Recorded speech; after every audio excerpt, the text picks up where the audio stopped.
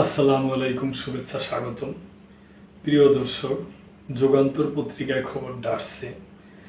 আপনারা জানেন বাংলাদেশ জাতীয়তাবাদী দলের বিএনপি বরকতুল্লাহ ভুলু এবং দুদু, নাম ওনার ওনার পুরো নামটা আমার এখন আসতে না, এই দুইজনকে সতর্ক করছে আর কি দল থেকে।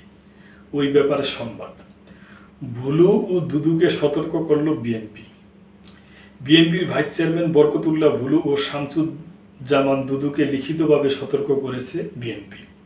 দুদুকে সম্প্রতি তাদের নানা বক্তব্যে বিতর্ক সৃষ্টি হয়, দলের পক্ষ থেকে সতর্ক করা হয় বলে বিএনপি সূত্রে জানা গেছে। আমি মনে করি প্রিয় দর্শক, এটা খুবই একটা ভালো কাজ হয়েছে এবং যুক্তিযুক্ত কাজ হচ্ছে।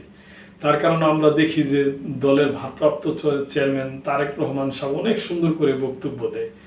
তার বক্তব্য শুনলে হৃদয়ে আশার সঞ্চার হয়।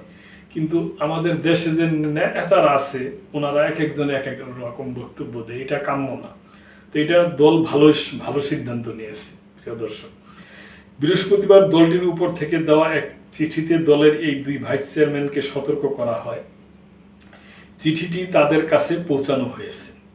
বিএনপি সূত্রে আরও জানিয়েছে, এই দুই নেতার সম্প্রতি দেওয়া কিছু বক্তব্যে বিএনপি বিবৃত। চিঠিতে তাদেরকে দলীয় অবস্থান ও দৃষ্টিভঙ্গির বাইরে সভা সেমিনারের কোনো ধরনের বক্তব্য না দেওয়ার জন্য সতর্ক করা হয়েছে। প্রসঙ্গত, গত 20 মে জাতীয় নাগরিক পার্টি এনসিপি নেতা হাসনাত আবদুল্লাহকে ইঙ্গিত করে শামসুজ্জামান দুদু এক অনুষ্ঠানে বলছেন, বিএনপি নেতারা যদি একত্রে প্রস্রাব করে দেয় তাহলে এই প্রস্রাবের তোরে ভেসে বঙ্গোপসাগরে গিয়ে পড়বে।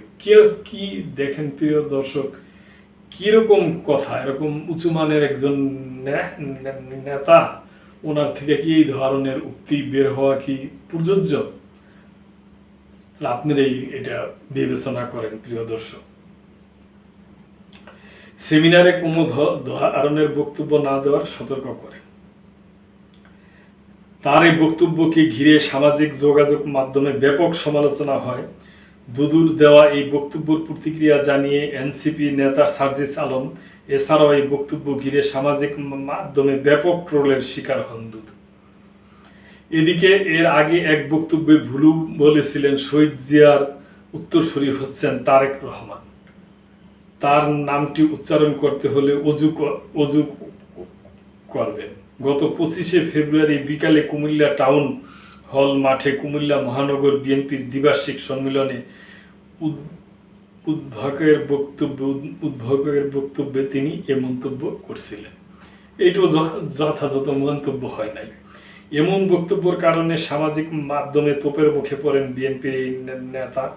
সমালোচনার মুখে পড়ে তিনি এই মন্তব্যের জন্য দুঃখ প্রকাশ করেছিলেন। তো দর্শক, আমরা এগুলা, ওনারা সিনিয়র নেতা, ওনার থেকে আমরা এই ধরনের বক্তব্য ওনাদের থেকে আমরা আশা করি না। কেন, ওনাদের থেকে এনসিপি পার্টি এবং আর অন্যান্য যে নতুন নতুন পার্টি হইতেছে, ওনাদের অনেক কিছু শিখার আছে। এইটা ভেবে ওনাদের ওইরকম ভাবেই বক্তব্য দেওয়া উচিত। আর বিশেষ করে তারেক রহমান সাহেবের বক্তব্য খুবই ভালো, খুবই যুক্তিযুক্ত এবং খুব হৃদয়ে আসার সঞ্চার হয় ওনার বক্তব্য শুনলে।